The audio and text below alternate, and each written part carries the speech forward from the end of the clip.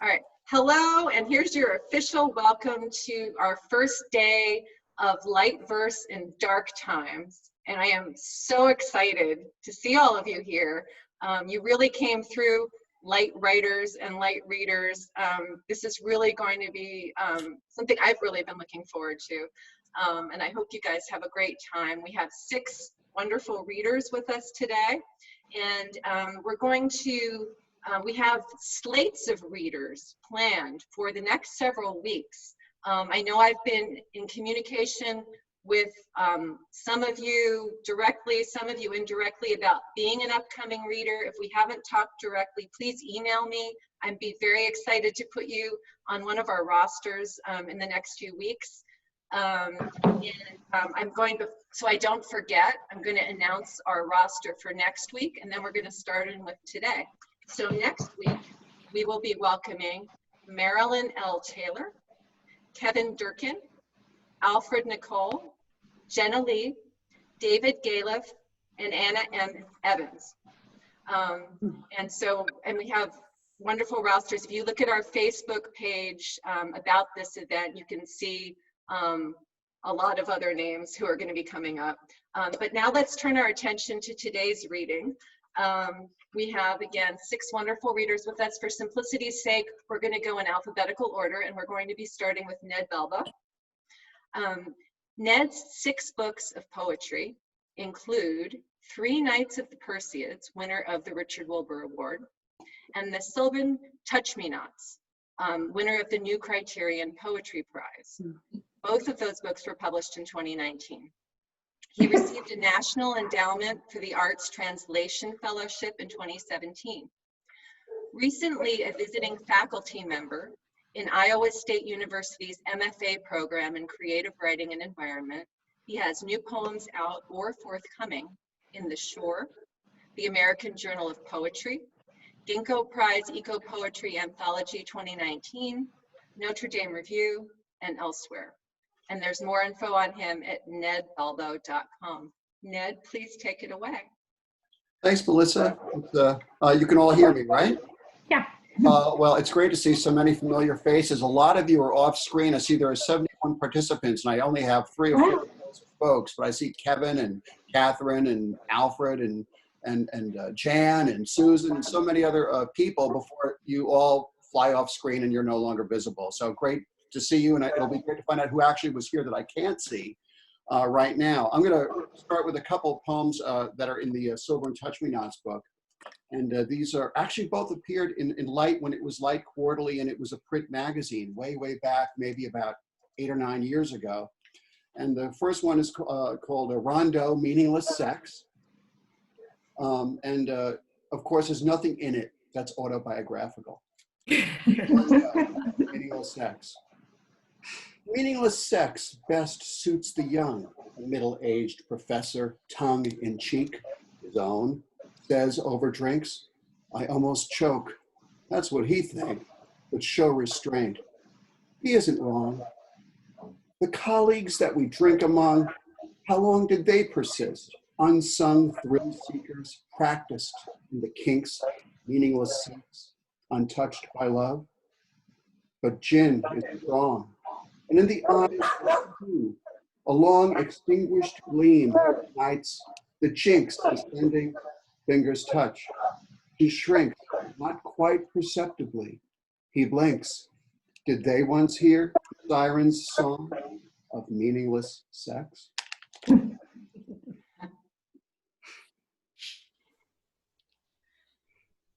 I guess now you can virtually go. But I hope no one is doing that right now while we're all gathered here on screen, because as I said, some of you are off screen and some pictures are invisible. Okay, this one is a parallel I think we're all very much aware of. It's the second of 3.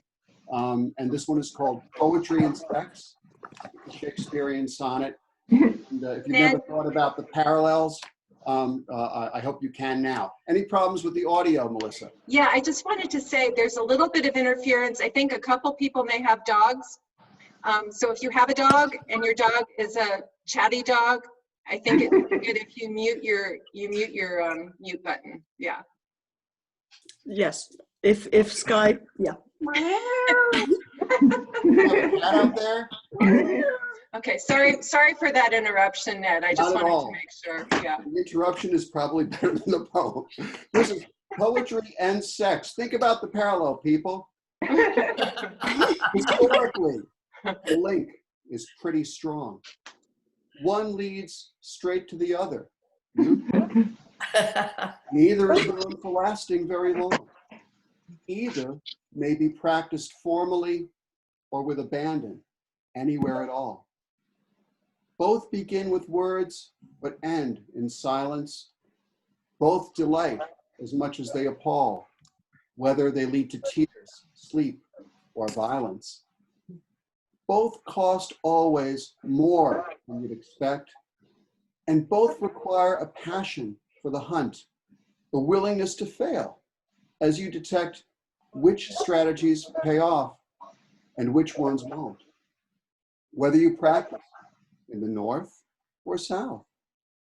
And yes, both usually require the mouth. Not universally, so especially these days. And I think that we're all, many of us anyway, stuck at home getting hairier. So I thought I would end with a book, not a book, but a poem from the book, Three Nights of the Perseids in Nyland Cape, A Fall of Snow, because I know that when I get my haircuts these days, a fall of snow is inevitable. And it's, again, great to see so many friends and to be part of this, Melissa. Thank you for inviting me and having us all join together. A nylon cape, A Fall of Snow. My hair falls, grayer still with every haircut, sliding white or silver down the cape, soon to be pushed away or shaken out when I stand up. The clippers glide and the scrape has run its course and shaved me to the skin, except on top. The barber, snipping still, talks gently, wears the same scalp he was born in, wielding scissors with unflinching skill. How strange to watch time fall away, discarded to the checkered tile, the chair's chrome base. What fads or fashions thrived, died out, departed sadly, while blades clicked away. A trace of barbicide, more vital than Vitalis, stings the air. He's done. I doubt he'll tell us. Thanks again.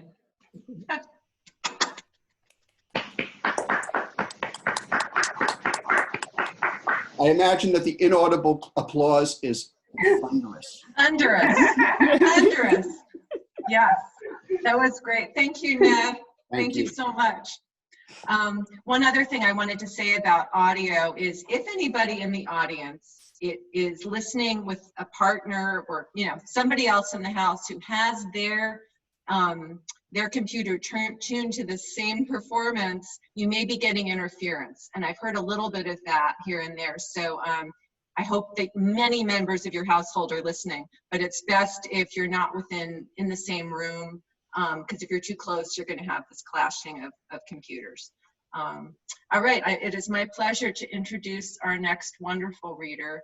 I'm so pleased to have Rina P. Espaillat with us. Rina, who yes, is, here I am.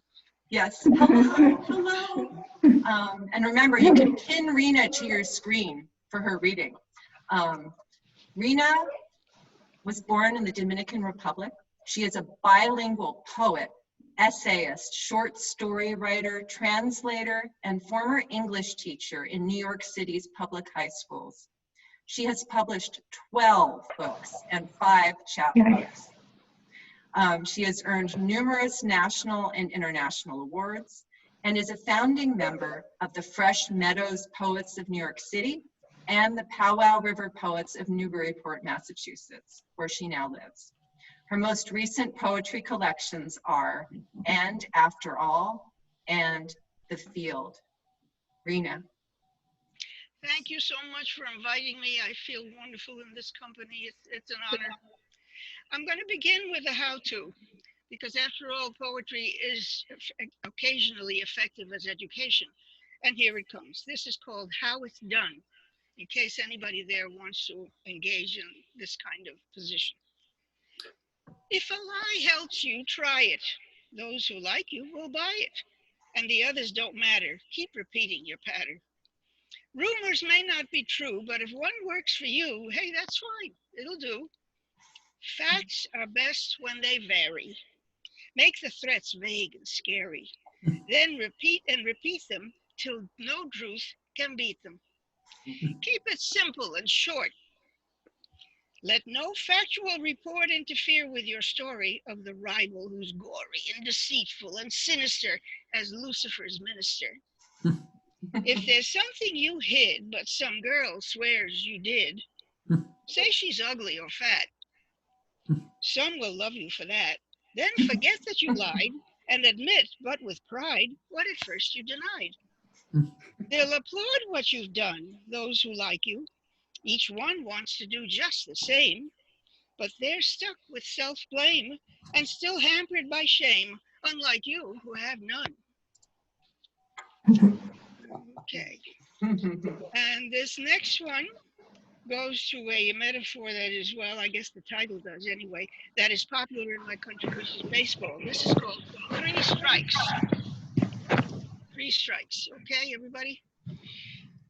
Our president's eager to teach a cure all will find within reach. It may work, it may not, but it won't cost a lot to try an injection of bleach. A man who fell under the spell of our president didn't feel well, so he high-dosed on Lysol. I'm glad that's not my soul that's waving and flying to hell. Says Trump, so it's got to be true. There's another neat thing you can do. Set your sun lamp on high and lie there till you fry your shorts or the virus or you. I'm not keeping track of the time. Somebody has to do this. You're fine. But this is one called The Meeting. The Meeting.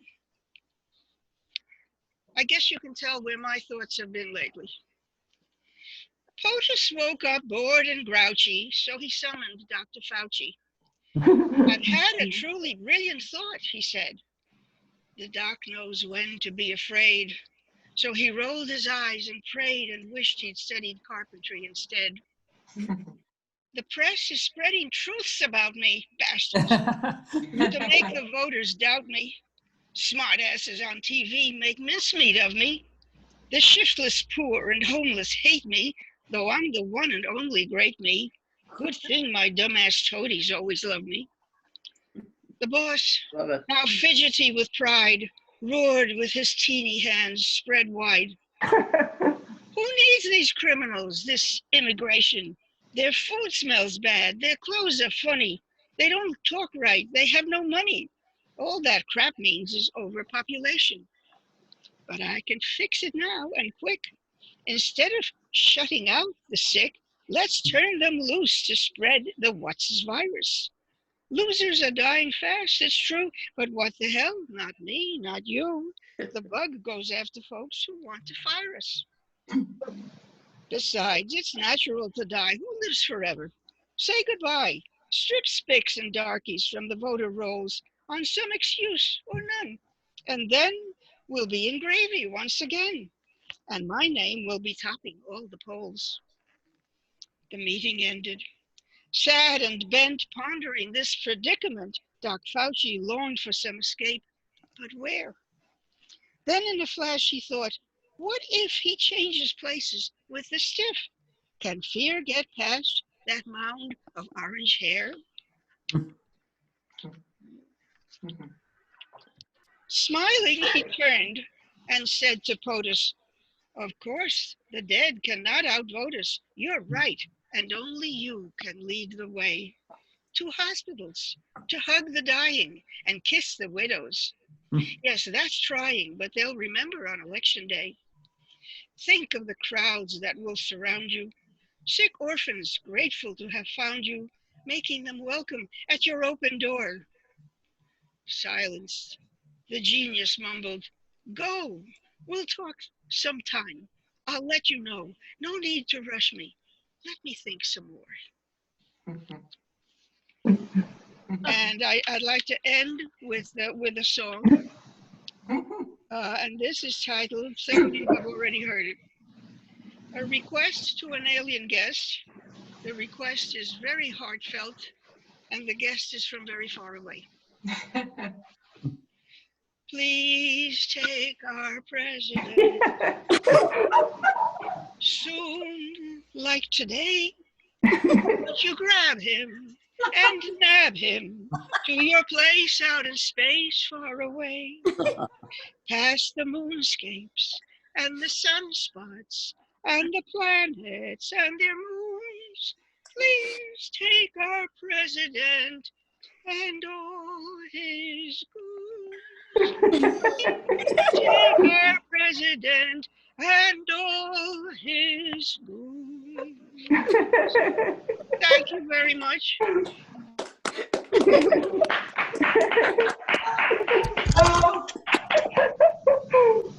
Oh, Rena, thank you. That sounds like thank you, I think. Thank you. Oh my goodness. Oh, okay, I have to calm down and get my breath. Okay, our next reader is Julia Griffin. Julia lives in Southeast Georgia with a maelstrom of paper, some of it books, and a tyrannical beagle basset. In terms of lifespan, she is already 2.3 Keatses, 1.1 Shakespeare's, and 0.6 of a Sophocles. And as you can probably tell from that bio, she is also a much beloved contributor to Light, and you can find her hilarious takes on the news every week in our Poems of the Week feature. Julia, please take it away. Thank you very much, Melissa. Can you all hear me? Yes. I do admire the way you've all got great backgrounds. I seem to be doing this on the surface of the moon. All I can ever get is that kind of vent in my ceiling, but I'm sorry about that. Well, I wanted to start with one, and it's kind of a cheat really, because I wrote this with my father last year. My father, at the end of his life, he had quite bad memory loss, but he remained an absolute verbal genius. And I used to make him contribute with me to competitions in the Spectator and the Oldie, which was actually completely pointless because Chris OCarroll always wins them. But we tried. And the subject for this one was Spring, a Villanelle. So I said to him, Daddy, give me an iambic pentameter about spring. And he said, the moldy old crustacean winter's gone.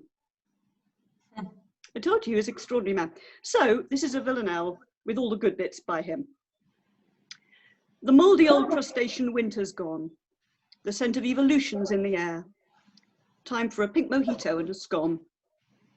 Beneath the waves where light has never shone, ex-fish are sporting limbs enough to spare.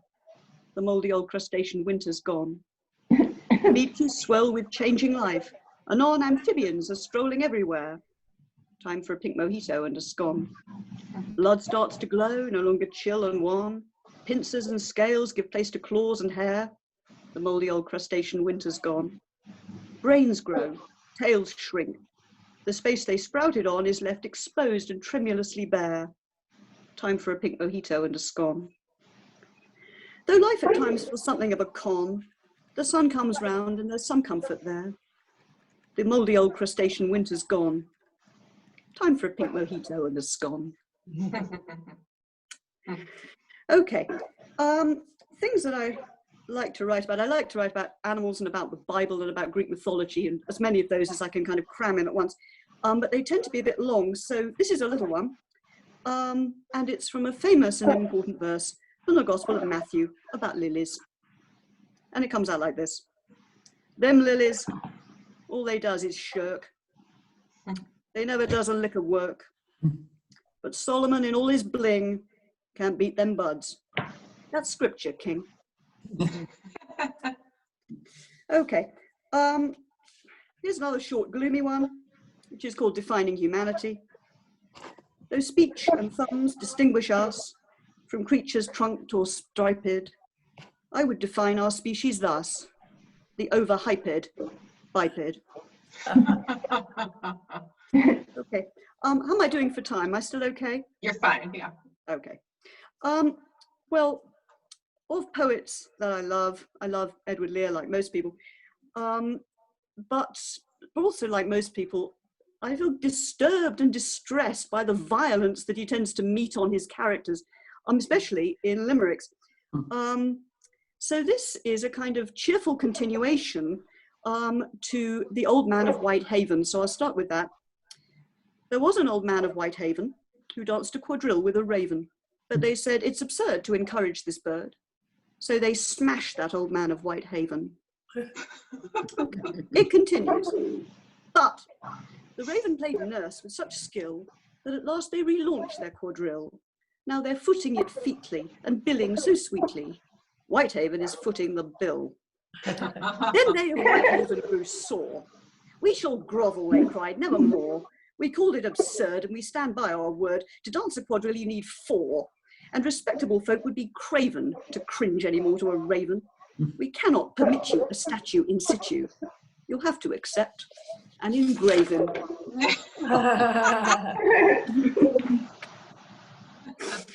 Okay.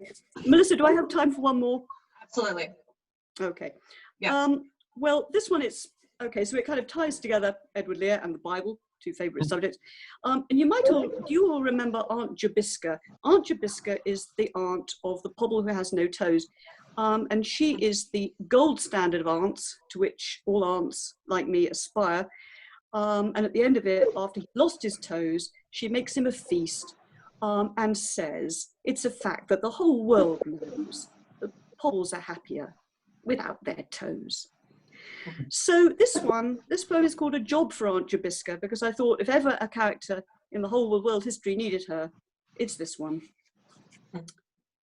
Righteous Job's less famous aunt cares for him as others can't.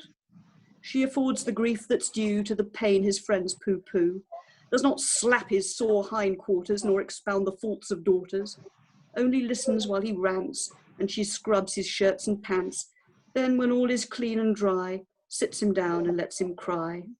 She's been dubbed the witch of Uz, though she waves no big because, makes no move to peer or prod into the designs of God or the turnings of the globe. Only does her best for Job, through her cookery and flannels, and those other auntly channels which, although no answer, may help him through another day. For the whole world knows, or should, kindly loves the one true good. Thank you.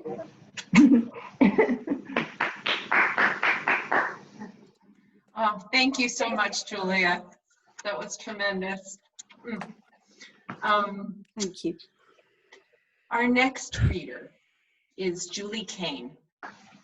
Julie's most recent poetry book is Mothers of Ireland, just out this spring from LSU Press. Her funny poetry book is Paper Bullets. Do you have Mothers of Ireland also? Not handy, no. Okay, well, highly recommended. A past National Poetry Series winner, Donald Justice Prize winner, and Louisiana Poet Laureate. She currently teaches in the low residency MFA program at Western Colorado University. And Julie, take it away. Thank you, Melissa. If y'all are like me, the chief event on your social calendar for the past 7 or 8 weeks has probably been walking the dog multiple times a day. It's been true for me, and it's especially strange because I am a cat person. All my life, I've had multiple cats, like 2 and 3 cats at the same time. But 12 years ago, I got suckered in by a very cute photo on a Humane Society Adoption Day poster, and this is one of the poems I wrote shortly after that. The cat lady gets a dog.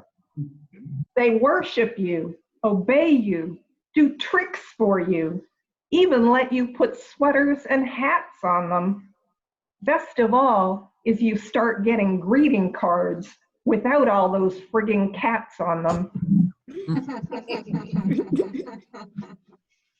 Shortly after I got my dog rescued from the kill shelter, she repaid the favor by breaking my arm and chipping my front 3 teeth. One day when I was walking her and she wanted to go in one direction and I wanted to go in the other direction and she won and I fell down. So this is dog walking blues. Okay. Don't a dog feel disgusted with his mistress lying in the street? Now this dog feels disgusted with his mistress lying in the street. One tug of my leash, and that woman done lost her feet. What are those white things scattered all around her face? Could be chips off a milk bone scattered all around her face.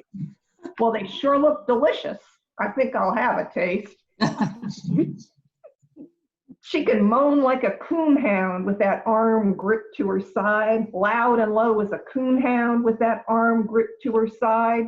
It may be a long time before she takes me for a ride. Now here comes the mailman asking, can he help her up?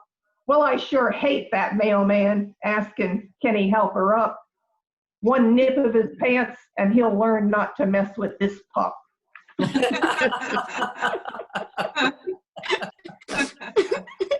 One good thing about having that broken arm is my hair never looked so good in my life. Remember in the olden times when we used to go to beauty salons? I had to go twice a week because I couldn't wash my own hair. Well, I look great. If you notice now, I have this Bonnie Raitt tribute going with this gray streak red. But anyhow, so this is lifestyles of the rich and famous. I get my house cleaned once a week. I get my hair done twice. A host of chefs bring fine cuisine, my taste buds to entice. I must have married rich, you guess, on figure, looks, and charm. The truth is much less glamorous. I fell and broke my arm. And I'll close with one more dog poem. For some reason, my dog seems to inspire blues poems while my cats inspire villanelles, but this is Coprophagia Blues. Well, there ain't nothing lower than a cat poop eating dog. Ain't nothing lower than a cat poop eating dog. It'll make a gourmet of the meanest barnyard hog. Well, you make like a good dog, but I know just where you've been. You can make like a good dog, but I'm wise to where you've been. You got cat litter clumped like cement to your hairy chin. Well, I woke up this morning to a terrible disgrace. Yeah, I woke up this morning. My, oh my, what a disgrace. Lord, them litter box lips was a licking at my face. Thank you, and please give your coworkers a pet for me.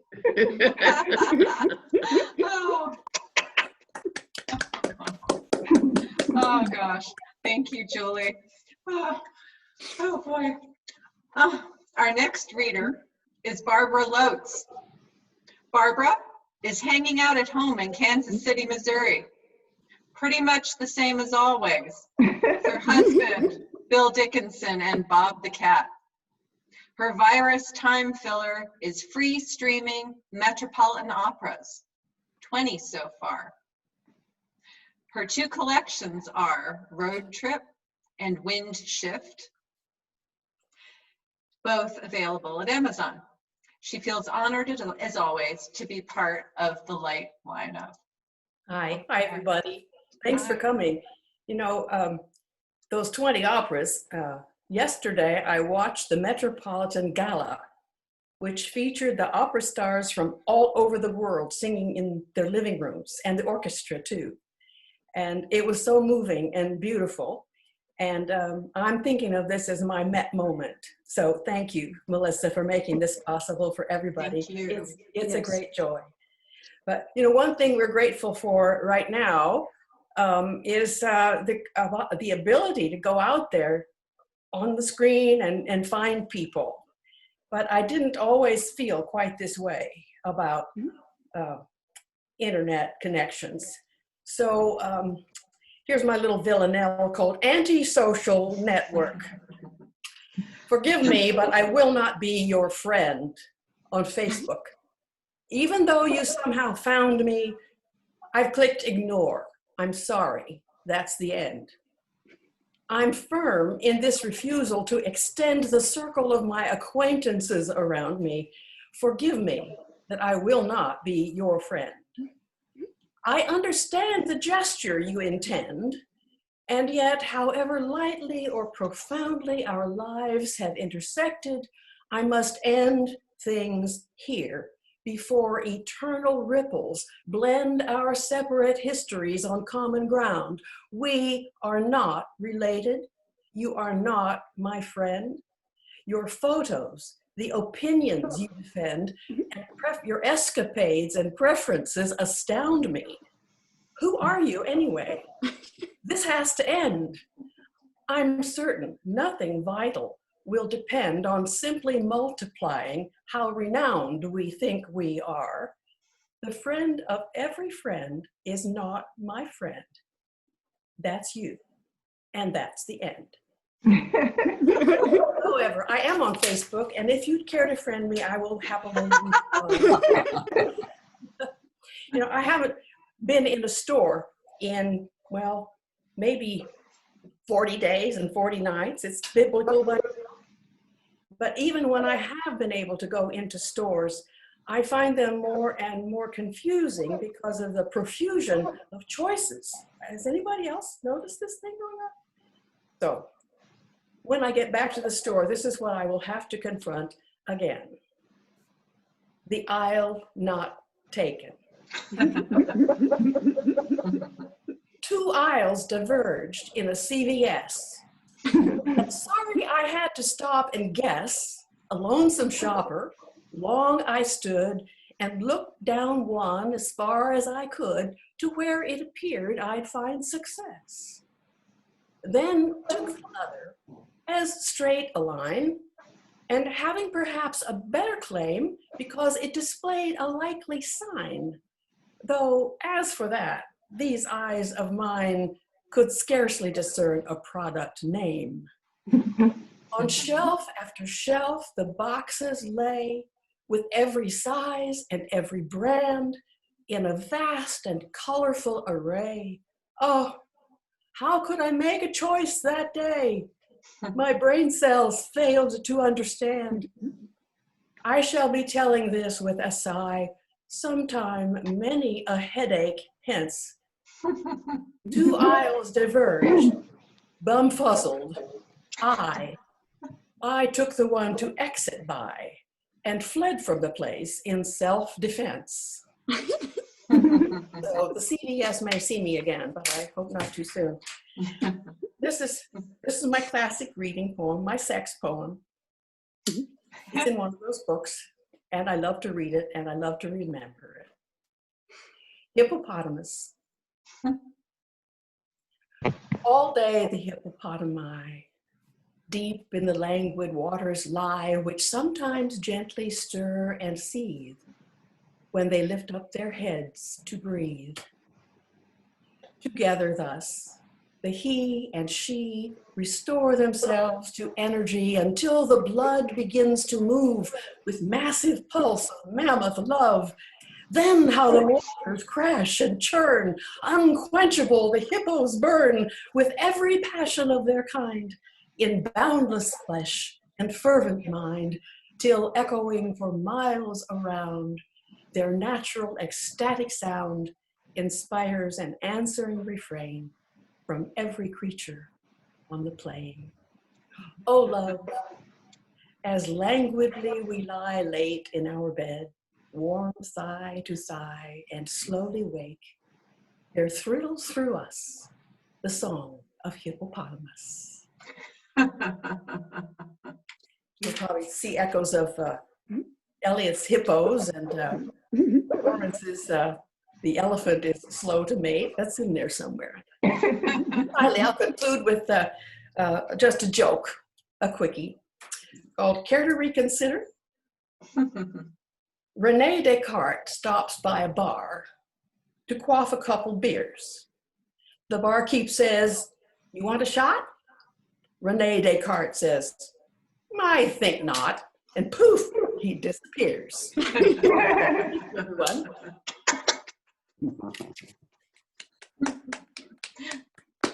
Thank you. Thank you. Oh, we have one more reader left. Thank you so much, Barbara. Timothy Steele is the author of several collections of verse, including Sapphics Against Anger and Other Poems and Toward the Winter Solstice. He has also published 2 books about literary history, Missing Measures and All the Funds in How You Say a Thing. And he has edited the poems of J.V. Cunningham. Tim?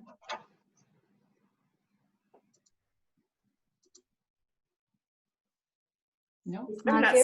Tim, are you here? He's disappeared. Tim disappeared? Oh dear. Let me see if we have a message from Tim. I'm looking through you guys will all get to see a little glimpse if you look at the video of everybody. I don't know what happened to Tim. I hope everything is all right. Well, we'll chat briefly about our next reading, and perhaps Tim will reappear. I suspect he lost his connection. I've really enjoyed our readings so far today. I hope we'll have one more from Tim. If not, we'll bring him back for a future week. Our next slate of readers again on May 3rd will be Marilyn L. Taylor, Kevin Durkin, Alfred Nicole, Jenna Lee, David Galiff, and Anna M. Evans. I know some of you are here today, and I'm glad to see you listening in.